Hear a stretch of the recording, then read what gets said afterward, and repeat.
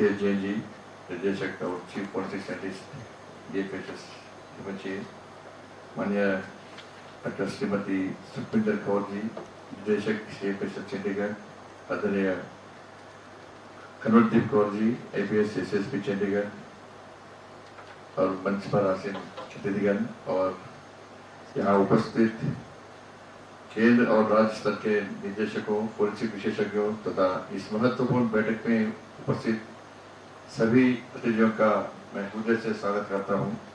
आप सभी को मेरा शुभकामनाएं। नए आपराधिक कानून के तहत न्यायिक प्रक्रिया को और अधिक वैज्ञानिक, पारदर्शी और विश्वसनीय बनाना जरूरी है। इसके लिए फोरेंसिक सेवाओं को मजबूत बनाकर उनमें आधुनिक टेक्नोलॉजीज भी शामिल करनी होगी। इस दिशा में यह बैठक एक सराहनीय पहल है।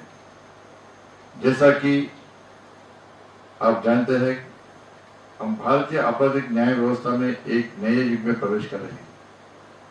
भारतीय न्याय संहिता 2023, भारतीय नागरिक सुरक्षा संहिता और भारतीय साक्ष्य अधिनियम जैसे नए कानून के सफल अमल के लिए वैज्ञानिक आधार पर जांच अत्यंत आवश्यक हो गई है। अपराधों की जांच में अब वैज्ञानिक सबूतों की भूमिका पहले से भी महत्वपूर्ण हो गई है। इस नए कानून के अमल के लिए यह अनिवार्य कर दिया गया है कि फोरेंसिक्स अधिकारी अपराध की जांच के दौरान वैज्ञानिक साक्ष्य एकत्र करें। यह केवल एक प्रशासनिक बदलाव नहीं है, बल्कि एक संरचनात्मक परिवर्तन है। अब तक सहायक रही फोरेंसिक्स विज्ञान की भूमिका आगे चलकर न्याय प्रक्रिया का केंद्र बिंदु बनने जा रही है। हालांकि फोरेंसिक साइंस लैब के संबंधित कुछ चुनौतियां अभी भी हमारे सामने हैं। देश के कई राज्यों में फोरेंसिक प्रयोगशालाओं की क्षमता सीमित है। शिक्षित वैज्ञानिकों की संख्या अपेक्षाकृत कम है।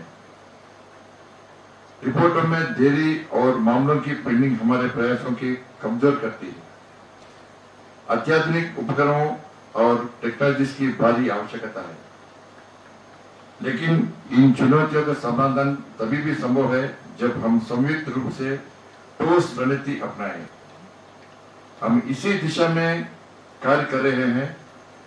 इन चुनौतियों का सामना करने के लिए हमें 4 मुख्य बिंदुओं को अत्यंत महत्वपूर्ण माना है। पहला, फोरेंसिक साइंस लैबों का संस्थागत विस्तार। इसके लिए प्रत्येक राज्य में आधुनिक उपकरणों से युक्त FSL की स्थापना की जा रही है। अपराध स्थल पर की साक्ष्य एकत्रित करने के लिए मोबाइल यूनिट्स को बढ़ावा दिया जा रहा है। दूसरा, मानव संसाधन विकास के लिए फोरेंसिक एक्सपर्ट की नियुक्ति की प्रक्रियाओं को तेज किया जा रहा है। राज्यों में विशेष फोरेंसिक कैडर की स्थापना पर बल दिया जा रहा है।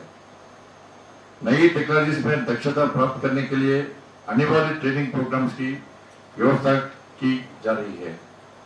तीसरा, तकनीकी अपग्रेड के तहत फोरेंसिक्स प्रक्रियाओं में AI मशीन लर्निंग और ऑटोमेटेड सिस्टम को शामिल किया जा रहा है। राज्यों के बीच और केंद्र के साथ समन्वय के लिए नेशनल फोरेंसिक इंफॉर्मेशन नेटवर्क की स्थापना की जा रही है। चौथा, गुणवत्ता और समन्वय के लिए स्टैंडर्ड ऑपरेटिंग प्रोसीजर का मानकीकरण किया जा रहा है। गुणवत्ता और विश्वसनीयता की नियमित ऑडिट सुनिश्चित की जा रही है और केंद्र तथा राज्य स्तर पर बेहतर समन्वय के लिए ढांचे तैयार किए जा रहे हैं। इन 4 बिंदुओं के प्रभावी अमल के लिए केंद्र सरकार पूर्णतः प्रतिबद्ध है। हमारा लक्ष्य है कि वर्ष 2025 तक प्रति जिले में एक प्रभावी फोरेंसिक यूनिट की स्थापना की जाए। राज्यों के वित्तीय, तकनीक और प्रशिक्षण संबंधी सहयोग प्रदान किया जाएगा। न्याय व्यवस्था में फोरेंसिक फर्स्ट अप्रोच को मुख्य सिद्धांत के रूप में अपनाना हमारा प्रमुख लक्ष्य है। National forensic infrastructure enhancement scheme नामक केंद्रीय क्षेत्र योजना को 2024 से 2029 तक लागू करने के लिए हाल ही में केंद्रीय मंत्रिमंडल ने गृह मंत्रालय के प्रस्ताव को मंजूरी दी है, जिसके तहत 2254.43 करोड़ रुपयों की कुल लागत के साथ स्वीकृति दी गई है। इस केंद्रीय क्षेत्र योजना के अमल के लिए आवश्यक वित्तीय प्रावधान की व्यवस्था गृह मंत्रालय अपने ही बजट से कर रहे हैं। इस योजना के अंतर्गत देश भर एनएफएसयू के नए कैंपस स्थापित किए जाएंगे। महत्वपूर्ण क्षेत्रों में सीएफएसयू की स्थापना की जाएगी। एनएफएसयू के दिल्ली कैंपस के बुनियादी ढांचे को सुदृढ़ किया जाएगा। फोरेंसिक्स अनुसंधान के आधार पर वैज्ञानिक तथा समयबद्ध तरीके से संचालित एक प्रभावी आपराधिक न्याय व्यवस्था को लागू करने के लिए भारत सरकार पूर्णतः प्रतिबद्ध है। इस योजना के उद्देश्य न्याय प्रक्रिया को और अधिक प्रभावी बनाना है, जिसके लिए गुणवत्ता युक्त और शिक्षित फोरेंसिक्स विशेषज्ञों की आवश्यकता है। साथ ही इसमें टेक्नोलॉजी की प्रगति तथा अपराधों की बदलते स्वरूप और तरीकों को भी ध्यान में रखना अनिवार्य है। नए आपराधिक कानूनों के तहत 7 वर्ष या उससे अधिक की सजा वाले अपराधों में फोरेंसिक जांच को अनिवार्य कर दिया गया है। इससे फोरेंसिक प्रयोगशालाओं पर कार्यभार में उल्लेखनीय वृद्धि होगी।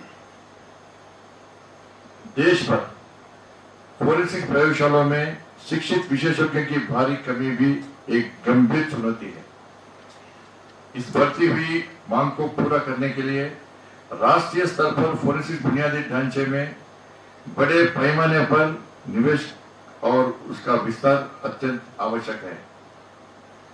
यूनिवर्सिटी के संबद्ध कैंपसेस और नई सीएफएसएल प्रयोगशालाओं के माध्यम से शिक्षित फोरेंसिक मानव संसाधनों की कमी को कम किया जा सकेगा।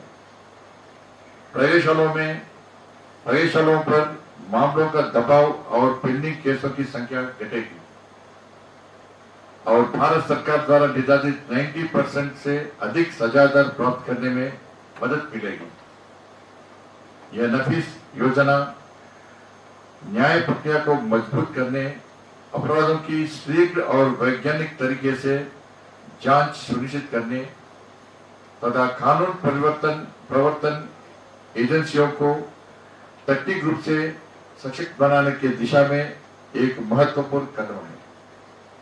अंत में सभी से मैं आग्रह करता हूं कि आप सब इस बैठक को केवल संवाद तक सीमित न रखें, बल्कि इसे एक क्रियाशील मंच के रूप में प्रयोग करें। आपके अनुभव, सुझाव और नवाचार ही हमारी नीति निर्माण और अमल का आधार बनेंगे। आइए हम सब मिलकर एक ऐसे न्याय तंत्र की नींव रखें जो प्रमाण आधारित, निष्पक्ष और तेज हो, जिसमें विज्ञान न्याय का मार्गदर्शन बने। आप सभी को अमूल्य समय और सेवा के लिए मैं पुनः धन्यवाद देता हूँ। बहुत बहुत धन्यवाद। जय हिंद, जय भारत।